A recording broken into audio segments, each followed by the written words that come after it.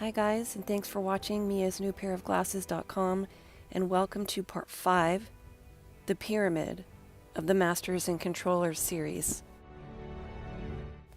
In my last video, I talked about how entertainment and visual media are tools totally controlled and used by the top-level controllers to condition, manipulate, and indoctrinate a slave race. But before we go further into detail about what they are doing specifically and why, it's important that you understand the structure that makes this complete control possible, and also that you're able to see proof that ties these different areas together and shows that they are all working in conjunction under the same controlling group for specific goals. They would have us believe that things like news and journalism, Hollywood, governments, the science community, religion, professional sports, and other major influences are totally autonomous and independent of each other. But that is the illusion. In reality, all these tools and more, even those that appear to be in conflict with each other, are ultimately controlled by the same small group at the top of the pyramid. I will reveal the ultimate purposes for why this is done in later videos, but first you need to see how this could be possible. You may ask, how can this be? How can one group have their tentacles in everything, including everything that's in movies and television? To understand how a small group can control every resource or aspect that shapes our perception of the world, you must understand their key structure used for that control. For this, we will take a look at organizational charts. An organizational chart is a diagram that shows the structure of an organization and the relationships and relative ranks of its parts and positions or jobs. For example, let's take a look at the organizational chart of the Office of the Secretary of Defense. This is the power structure that shows how these relationships relate to one another and who reports to whom. The second image is just one example of an organizational structure of a business. Org charts display the structure that is used when organizing a power hierarchy over any sized group of people. It is used to ensure that the ultimate goals of these entities are met and are used in all areas when working with a population of people. It is used in business, education, government, military, news and media, Hollywood, religion, and every other area of life.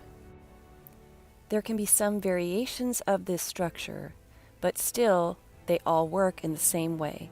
It is a power hierarchy to keep everyone in their specific roles and under the authority of someone else. Everyone in the organizational structure or hierarchy of power reports to someone above them. What do you notice about these organizational charts?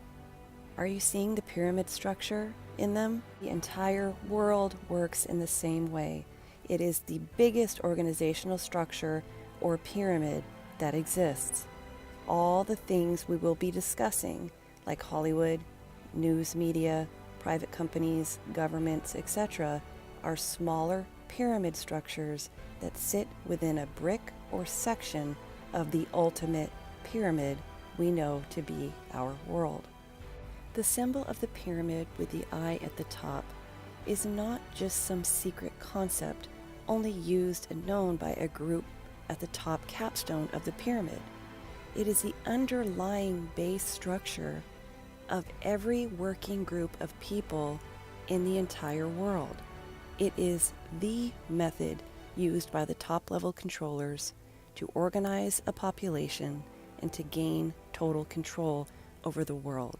It allows a small group to have total control over an unlimited amount of people that work within the entities that make up that pyramid. Who is exactly in the group that is working within the top capstone of that pyramid is the secret, but we will get to that later. At the top of every organizational structure or pyramid, there is the ultimate one in charge of the entire group. But even they are still not autonomous. They report to someone above them too, in the larger pyramid that encompasses their pyramid and many others. Within each section or brick of an organizational structure or pyramid, there are smaller hierarchy pyramids. For example, within the section or brick of Hollywood, there is a pyramid structure of power to manage that group of people.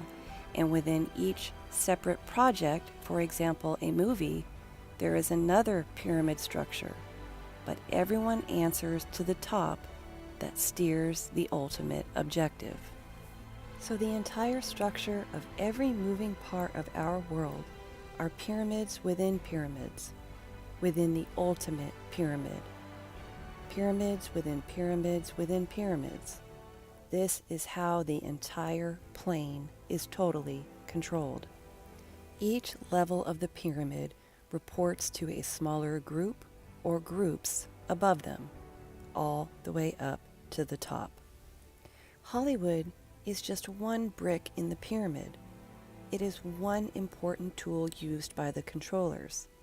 It is not the only tool or brick used and totally controlled by the controllers. There are other bricks used for the same purposes but on a different level from a different angle. Some of the other sections or tentacles or tools controlled by the same group at the top of the organizational structure of our world are the news media, government/politics, and that includes presidents, governors, CIA, FBI, Homeland Security, law/legal system, for example, courts, police, the music industry, science and technology communication, the health and medical community, business and finance, education, professional sports, religion, all, NGOs, non-governmental organizations, for example, the Red Cross, and all clubs and organizations, from the Boy Scouts to the Kiwanis clubs to the Masonic temples. Though it may not always seem that way, all of the bricks work in conjunction for the same ultimate goals. They each support and corroborate each other, or are intentionally in conflict with one another to create the illusion that is what we believe to be the reality of our world. Now, to draw a connection between two entities, let's take Hollywood and the military. In movies like Jurassic Park 3, at the end you will notice that the U.S. Navy shows up to rescue the characters. This movie used real Navy ships and real military helicopters. Those are not retired crafts and vehicles, and that is not CGI. They are the real deal. So how does Hollywood get to summon real military ships and helicopters that are supposed to be used for our security and to protect our country for use in a movie by a completely separate Hollywood? Because they are 100% used by the same controlling group. Jurassic Park isn't the only movie that used real military equipment and operators for the filming of, quote, entertainment.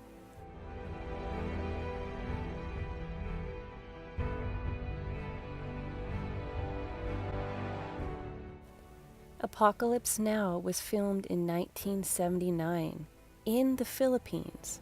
It was an entire movie that used military equipment and at a remote location. Yes, they've been controlling Hollywood that long, since the very beginning. The original Top Gun is another example, but there have been plenty of examples over the years.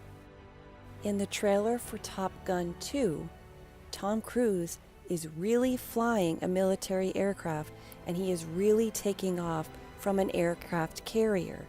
Everything in this movie is 100% authentic. There was a ton of money and military resources used in creating this film. Let's watch the trailer, and I want you to pay attention to every word spoken in this clip. 30+ years of service. Combat medals, citations. Only man to shoot down 3 enemy planes in the last 40 years.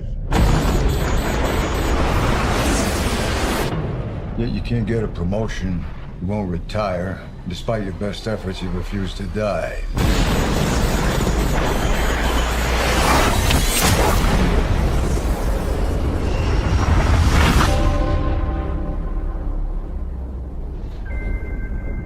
You should be at least a 2-star admiral by now.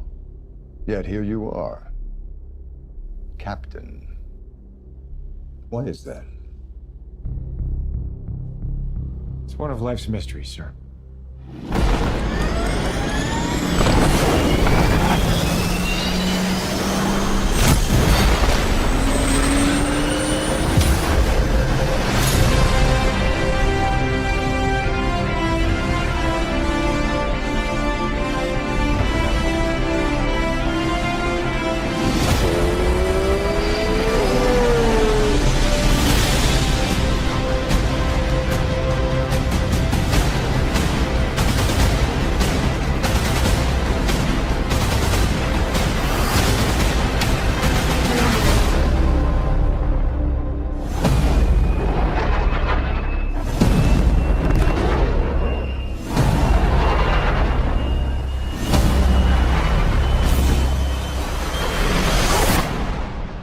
The end is inevitable, Maverick. Your kind is headed for extinction. Maybe so, sir. But not today.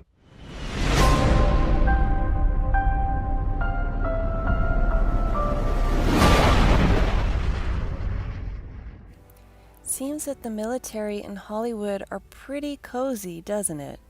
Seems like they have a really cohesive, great working relationship.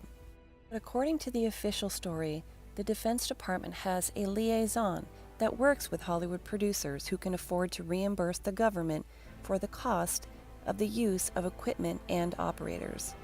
That usually happens only on the highest budgets, but they do admit that it is only on films that the government has reviewed and improved the scripts and believe that it casts the military in a positive light to audiences. All we have to do is look to the film Apocalypse Now to see that that isn't always the case, that the story that they're giving about how the military equipment is used in movies is not what they claim it to be, and that they are not separate entities, because Apocalypse Now did not generally present the military in a positive light. However, they still wanted that movie to be made, and they still wanted people to see that story. And it must play a small role in a bigger plan of what they want the population to think, feel, and believe. But if it's in a movie, there's a reason they want you to see it. Everything placed in a movie portraying the military, even the ones that seem to paint the military in an unpleasant light, is done purposefully to make you believe or feel what they want you to about it. It is all done to get the desired result in the master plan. In future videos, we will break down their strategy and show you what they do and what purpose it serves.